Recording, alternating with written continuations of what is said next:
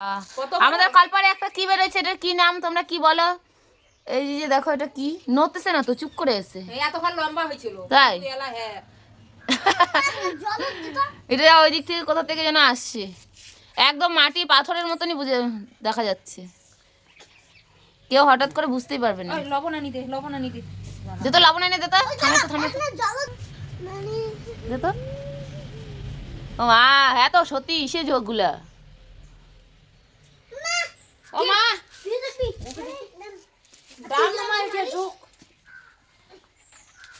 ও বাবা, হ্যাঁ তো ইসে যোগগুলা রে, লবণও দিছে। হ্যালো বন্ধুরা, কেমন আছো তোমরা সবাই? আশা করছি খুব ভালো আছো। তো আমার আবার একটা ছোট্ট ব্লগে তোমাদের সবাইকে স্বাগতম। দেখতে পাচ্ছ আজকে সকাল সকাল ঘুম থেকে উঠে কিন্তু ঘর বাড়িগুলো একটু মুছছি, কারণ হচ্ছে অনেক দিন ধরে মুছতে পারি না ছোট্ট পুচকিটার জন্যে। তো ওরা ঘুমিয়ে আছে, এই যে ঘুম থেকে উঠে গেছে, আর ঘুম থেকে উঠে গেলেই তুতু তুতু করে বেড়াবে সারা ঘর বাড়ি। তো আমার হাতে পায়ে মাটি, তাও হাতটা ধুয়ে এসে বিছানাটা গুছাচ্ছি। বিছানাটা গুছিয়ে তারপরেই আবার স্নান করে ভাত রান্না করব, আমার মেয়েরা আবার স্কুলে যাবে খেয়ে। তো যাই হোক, তোমরা কি কোথা থেকে আমার ব্লগটা দেখছো অবশ্যই একটু কমেন্ট করে জানিও, আর আমার ব্লগ দেখতে কেমন লাগে তোমাদের অবশ্যই একটু কমেন্ট করে জানিও। তো এখন আবার বাইরের দিকে গেল, আমি আবার ওকে চোখের সামনে না দেখলে আবার কেমন লাগে। তো আমি দেখলাম যে ও বাইরে ও ঠাকুরদার ওখানে দাঁড়িয়ে আছে। তো আবার চলে এলাম বিছানা গোছাতে। এরকম করতে থাকি, একবার ওকে দেখি একবার কাজ করি। তো এরকম করে করে কাজ করতে করতে সারাদিন যে কোন দিক দিয়ে চলে যায় তা আমি নিজেই বুঝতে পারি না। তো যাই হোক, তো বিছানাটা আমার প্রায় গোছানো কমপ্লিট। আর দেখো আমি আজকে ঘরগুলোও মুছছি, সকালবেলা অনেক সকালে উঠে ঘর বারান্দাগুলো মোছা হয়ে গেছে। বেশ মুছলে কিন্তু ভালোই লাগে, কিন্তু কি মোছার সময় হয় না। তো যাই হোক, এখানে দেখো এখানে একটা ঘরে টেবিল ছিল, প্রচণ্ড নোংরা হয়ে গেছে, ধুলা ছিল প্রচণ্ড। কারণ হচ্ছে আমাদের বাড়ি কয়দিন আগে ধান ঝাড়ছিল, তো ধানের নোংরাগুলো তো পরিষ্কার করে নিচ্ছি। পরিষ্কার করে কিন্তু কিছু কাপড় ধুয়ে স্নান করে চলে এসেছি। স্নান করে এসে এখানে কটা শিঙি মাছ আর কই মাছ আর একটা মাগুর মাছ, এগুলো ভাজছি। আর এদিকে বাঁধাকপি আর আলু দিয়ে ঘন্ট করব, আর মাছগুলো কিছু করব না, ভাজাই করব। আর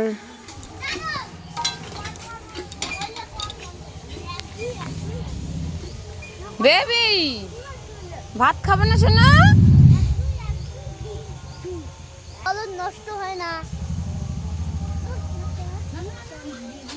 ওই দাদা বকবে না তো দাদা আর কি না ও আলু সব ভিডিও বানিয়ে নিচ্ছে। তো এই যে ভাতের বাটি নিয়ে দেখতে পাচ্ছ কতক্ষণ যে লাগবে ওর খেতেই চায় না, অনেকক্ষণ টাইম নিয়ে তারপরে খাওয়াতে হয়। তাও এদিকে ওইদিকে ঘুরে বেরিয়ে তারপরে খায়, এইদিকে একবার যাবে ওইদিকে একবার যাবে, কত যে কীর্তি করবে তারপরে খাবে। তো এইদিকে আমি বাঁধাকপি আর আলুটা কেটে তারপরে এই যে এখানে ঢাকা দিয়ে চলে গেছিলাম। তো ঢাকা দিয়ে যাওয়ার পরে এখানে আবার রাত্রে একটু পায়েস হবে, তো সেই জন্যে আমি এখানে সব ভিজিয়ে রাখছি, কারণ আমার আজকে মেয়ের বার্থডে। তো ওই জন্যে এরা বেলুন ফোলাচ্ছে। বিছানাটার কি অবস্থা করা অবস্থা। তো লুচি বানাবো আর একটু পায়েস করব, আর ওর বাবা একটা কেক আনবে, ব্যাস। তো লুচি বানানোর জন্য আমি আটাগুলো টেকে নিচ্ছি। আর এদিকে দেখো পায়েস আমার হয়ে গেছে রান্না করা। পায়েসটা ঢাকা দিয়ে রাখবো, আর তারপরে লুচিটা করব। লুচিটা এখানে মাখছে ওর কাকিমা, তো এখন গুলিও করছে। তো আমি এগুলো বেলে দেবো আর ওর কাকিমা ভাজবে। তো গরম গরম লুচি কার কার ভালো লাগে অবশ্যই চলে এসো আমার বাড়ি, আমি ভেজে খাওয়াবো। তো যাই হোক, ঘরটাকে এইভাবে একটু বেলুন দিয়ে সাজাচ্ছে, জন্মদিন মানে বাচ্চাদের বেলুন প্রিয়। তো বাচ্চারা এই যে বেলুন দিয়ে ঘরটাকে একটু সাজাচ্ছে। আর এই যে আমার মেজো মেয়ে, তো আজকে ওর একটু বার্থডে, এই যে দেখো পায়েস রান্না করছে আর একটু লুচি আর একটু ধান দুব্বা দিয়ে ওকে আশীর্বাদ করব। ওর ঠাকুরদা ঠাকুমা আর হচ্ছে আমি ওর কাকিমা কাকু এরাই। ও মা, আমার ছোট্ট বেবি তো এখানে একটু সাজু করছে, দেখো খুব চঞ্চল, চুপ করে একটু থাকে না, দেখো।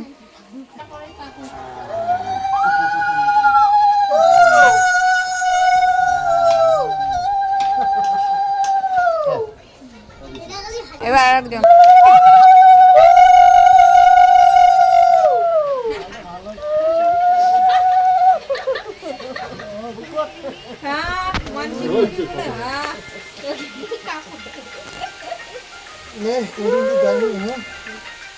ও বাবা ঠিকই এই নিয়ে কয় কাকু আমি যাবো মোবাইলটা বল দিব আমি ফাটাবো না কাটবো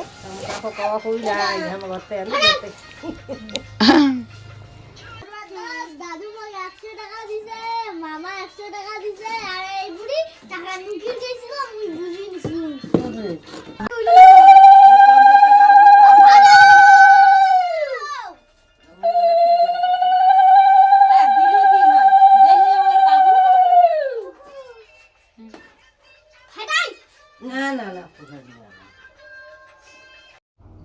এবার কি আশীর্বাদ করছে তোমরা কি কেউ জানো?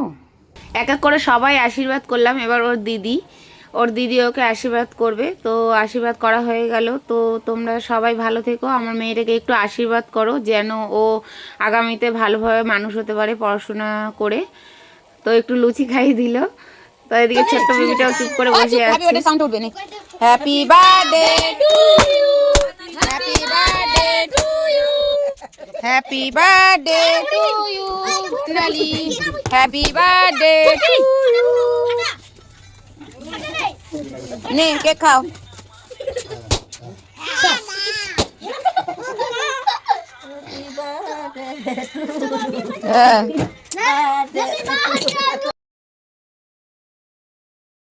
এই ছিল আমার মেজো মেয়ের বার্থডে সেলিব্রেশন ছোটো মোটো করে।